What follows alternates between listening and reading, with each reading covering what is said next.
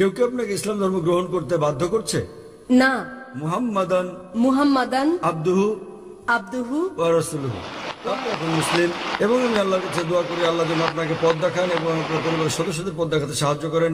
বিসমিল্লাহির রহমানির রহিম। আসসালামু আলাইকুম ওয়া রাহমাতুল্লাহ।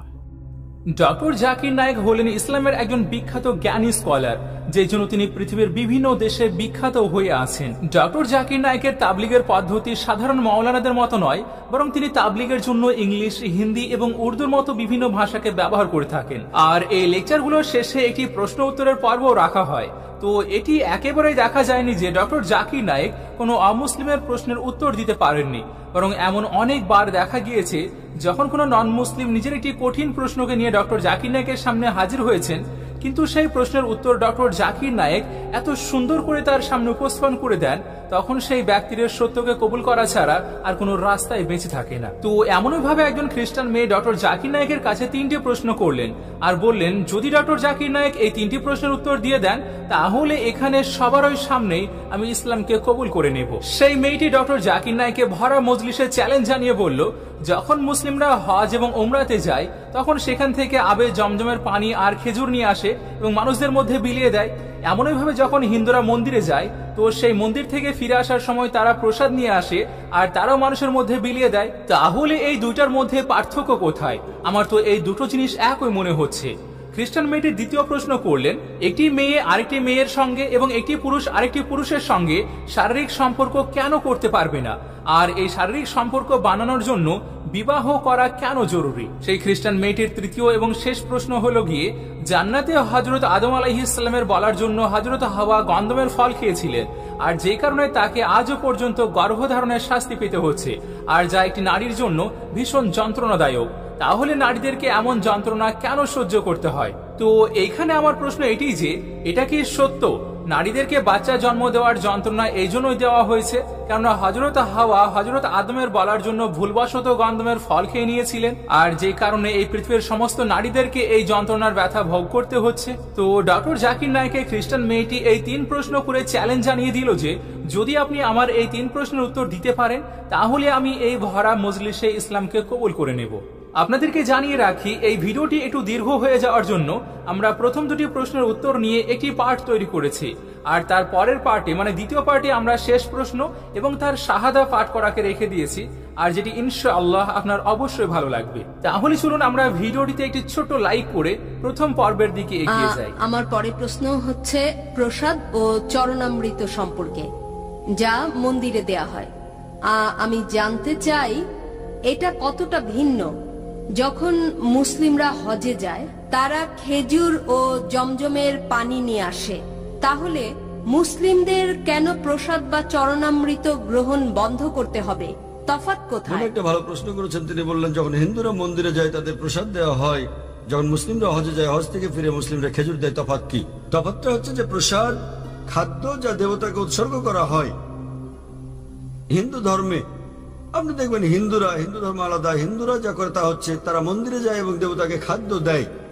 আল্লাহ কোরআনে বলেছেন সূরা আনাম অধ্যায় নম্বর 6 আয়াত নম্বর 14, আল্লাহ সবার জন্য আহার যোগান, কিন্তু তার খাওয়ার প্রয়োজন হয় না। আমরা মানুষে কিভাবে ঈশ্বরকে খাদ্য দেই?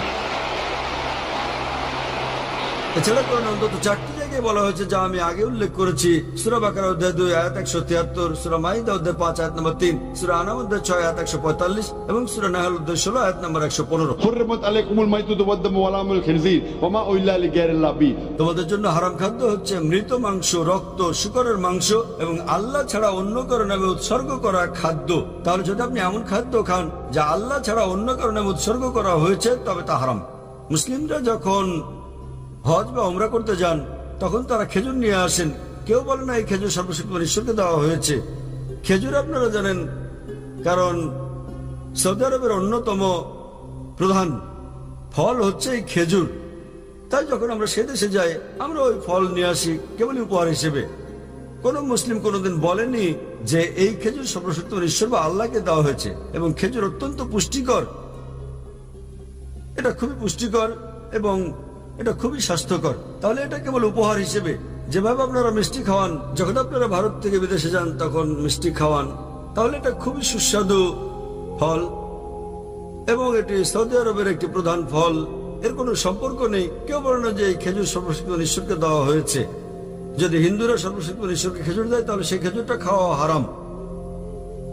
যদি হিন্দুদেরকেও সর্বশক্তিমান ঈশ্বরকে এই খেজুর দেয় তাহলে সেই খেজুরটা খাওয়া আমাদের জন্য হারাম। তাই কেউ যদি আল্লাহ ছাড়া অন্য কারো নাম নেয় কোনো খেজুরে, সে খেজুরও হারাম হয়ে যাবে। এটাই হচ্ছে মুসলিম ও হিন্দুদের মধ্যে পার্থক্য। আমরা বিশ্বাস করি না যে সর্বশক্তিমান ঈশ্বরের খেতে হয়। আমরা মানবজাতি আমাদের খাওয়ার প্রয়োজন হয়। আশা করি বোন উত্তরটা পেয়েছেন। জি জি, ধন্যবাদ আপনাকে। আপনার কি আর কোনো প্রশ্ন আছে? হ্যাঁ হ্যাঁ, আমার পরের প্রশ্ন হচ্ছে, বোন সবচেয়ে গুরুত্বপূর্ণ প্রশ্নটা করুন, আর একটা সবচেয়ে গুরুত্বপূর্ণ প্রশ্ন করবেন। এটা হচ্ছে মূলত সন্দেহ সমকামিতায়। ইসলামে কি এটা নিষিদ্ধ এবং কেন তাহলে? কারণ আমার মত, গত 5 বছরে আমি অনেক সমকামীর সঙ্গে থেকেছি। এটা হচ্ছে, আমি বলছি তাদের অনুভূতি আছে যা তাদের সমলিঙ্গের জন্য, অথবা যাই হোক না কেন, এটা খুবই সত্যি।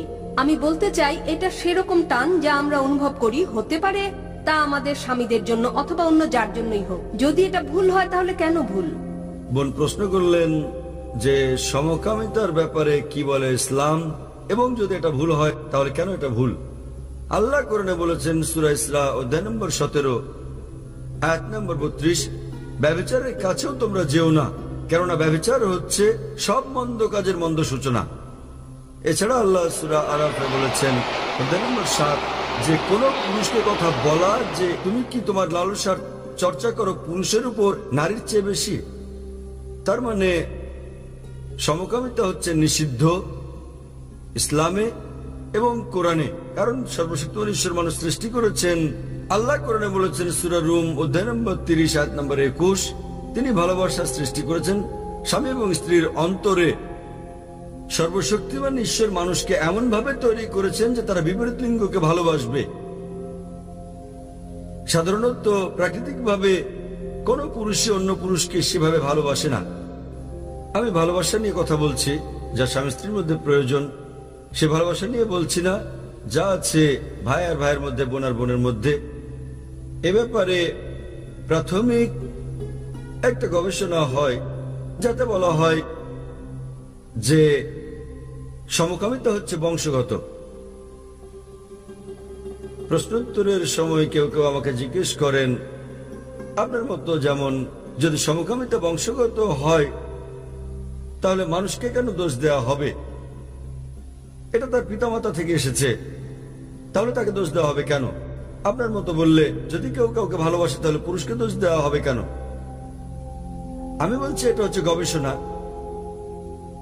এটা হচ্ছে একটা ধারণা, সত্য ঘটনা নয়। এবং পরে আমরা জানতে পারলাম যে এই ধারণাটা ছিল সম্পূর্ণ ভুল, এবং যিনি এই ধারণার প্রবক্তা ছিলেন তিনি নিজেও ছিলেন সমকামী। তাহলে সমকামিতা বংশগত নয়, এটা গড়ে ওঠে। বর্তমান বিজ্ঞান আমাদের বলে কিভাবে সমকামীরা গড়ে ওঠে, কারণ সর্বশক্তিমান ঈশ্বর যার অনুমতি দিয়েছেন, মানুষের জন্য যার অনুমতি আছে, আপনি বিয়ে করেন, নিকাহ করেন, আপনি পারেন স্ত্রী সহবাস করতে। এবং ইসলাম বলছে যখন স্ত্রী সহবাস করো, স্ত্রীর সঙ্গে সহবাস করো, সেটা আল্লাহর ইবাদত। কারণ আপনি হারাম ঠেকাচ্ছেন, আপনি যাচ্ছেন না দাম্পত্য বন্ধনের বাইরে আপনার আকাঙ্ক্ষা মেটাতে। সেটাই তো ইসলাম। আজ বিজ্ঞান আমাদের বলছে, আজ গবেষণা আমাদের বলছে যে সেসব লোক যাদের দাম্পত্য সম্পর্কের বাইরেও অনেক জীবন সঙ্গী রয়েছে, তাদের সঙ্গে তুলনায় যাদের কেবলমাত্র আছে স্বামী এবং স্ত্রীর মধ্যে সম্পর্ক, তারা উপভোগ করে যৌন মিলন অন্যদের তুলনায় অনেক বেশি ভালো। এবং আজকাল যা ঘটছে, যখন আপনি এসব নিয়ে ক্লান্ত হয়ে পড়েন, আপনি পাশ্চাত্য দেশে যান, সেখানে প্রক্ষিত রয়েছে 5, 10, 20 কোনো সমস্যা নেই। আপনি শুরু করেন এরপর অস্বাভাবিক কাজ করতে, আর যখনই আপনি অস্বাভাবিক কাজ শুরু করেন আপনি স্রষ্টার আইন অনুসরণ করছেন না, এবং আপনি ভুল পথে আপনার কামনা চরিতার্থ করার চেষ্টা করেন।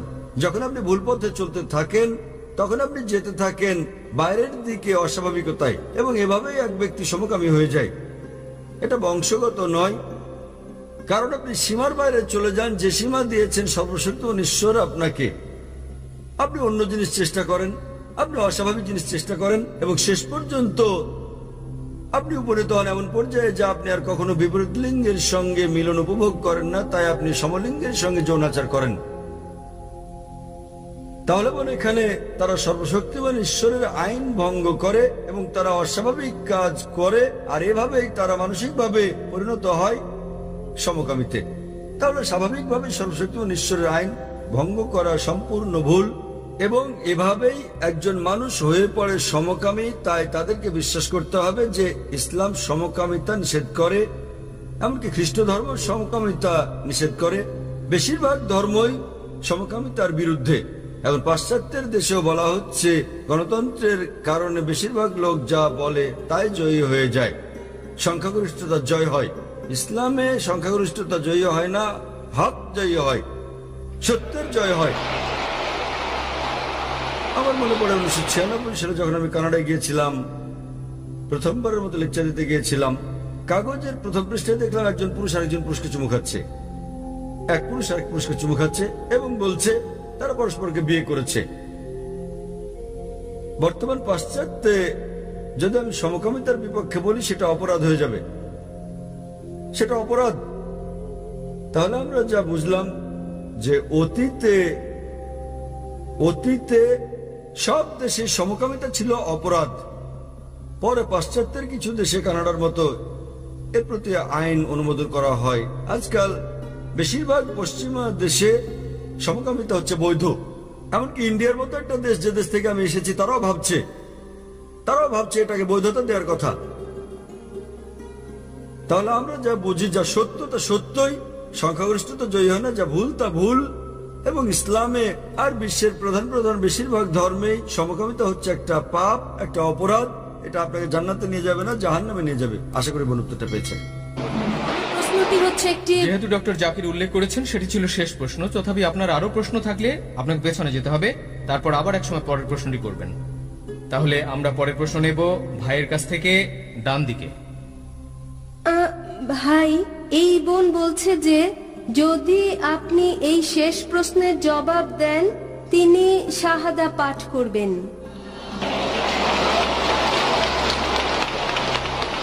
প্রশ্ন করুন।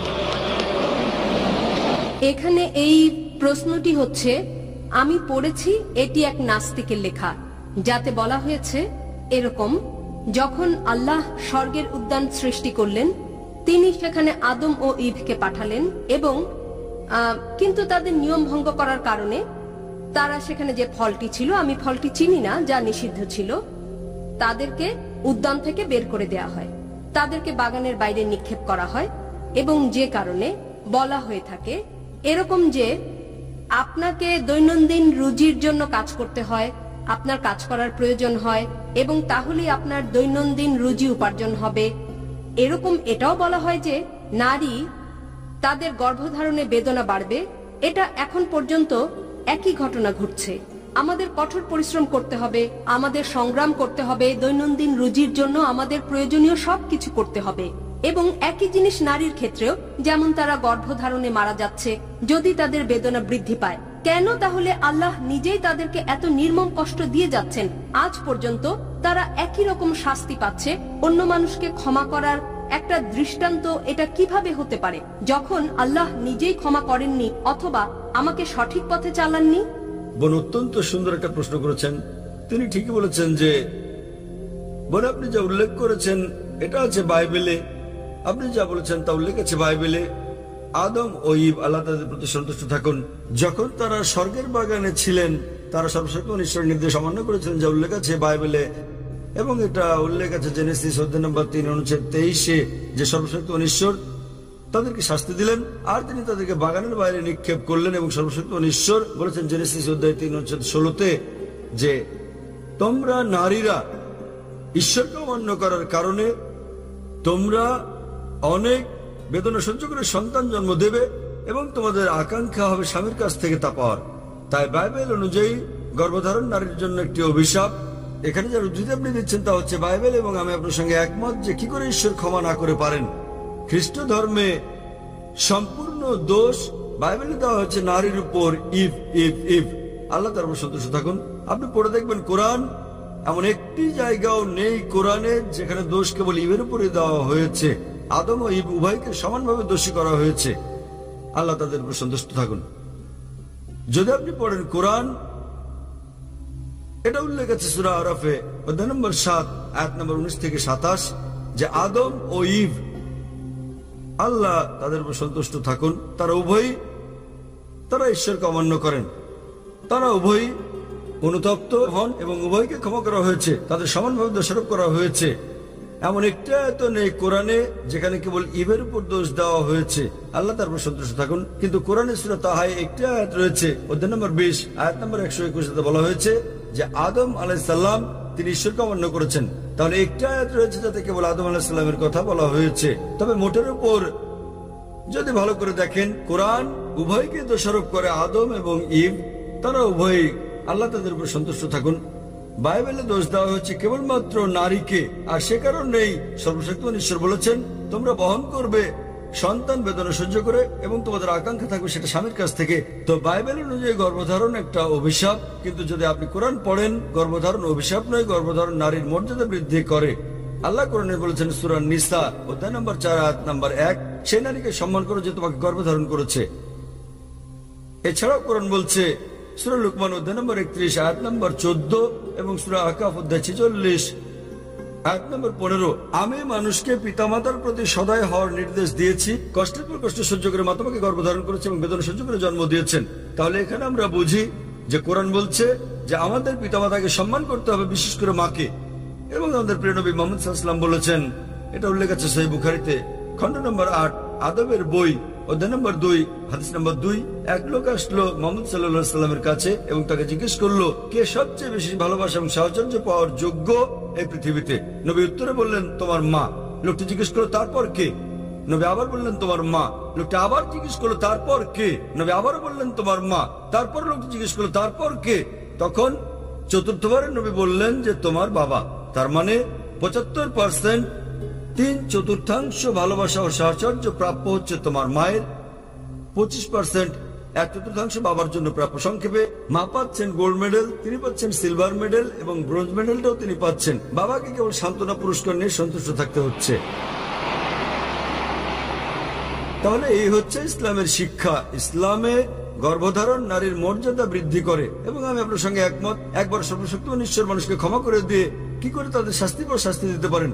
তাহলে এই হচ্ছে ইসলাম ও খ্রিস্ট ধর্মের মধ্যে পার্থক্য। বোন, আপনি কি এই উত্তরে সন্তুষ্ট? হ্যাঁ, অবশ্যই। তাহলে আপনি কি এখন ইসলাম গ্রহণ করতে চান? হ্যাঁ। আপনি কি বিশ্বাস করেন ঈশ্বর হচ্ছেন একজন? হ্যাঁ, বিশ্বাস করি। আপনি কি বিশ্বাস করেন যীশু খ্রিস্ট হলেন ঈশ্বর? না। আপনি কি বিশ্বাস করেন নবী মুহাম্মদ সাল্লাল্লাহু আলাইহি সাল্লাম সর্বশেষ ও চূড়ান্ত পয়গম্বর? হ্যাঁ, করি। কেউ কি আপনাকে ইসলাম ধর্ম গ্রহণ করতে বাধ্য করছে? না। আপনি স্বেচ্ছায় গ্রহণ করছেন ইসলাম? হ্যাঁ। নিজের মতে ইসলাম গ্রহণ করছেন আপনি? হ্যাঁ। কেউ আপনাকে ঘুষ টুস দিচ্ছে? না। ইনশাআল্লাহ আমি আরবিতে বলবো, আপনি আমার শুনে শুনে বলবেন। ওকে। আশহাদু আশহাদু আল্লাহ আল্লাহ ইলাহা ইলাহা ইল্লাল্লাহ ইল্লাল্লাহ ওয়া আশহাদু ওয়া আশহাদু আন্না মুহাম্মাদান মুহাম্মাদান আবদুহু আবদুহু ওয়া রাসূলুহু। ওয়া রাসূলুহু। আমি সাক্ষ্য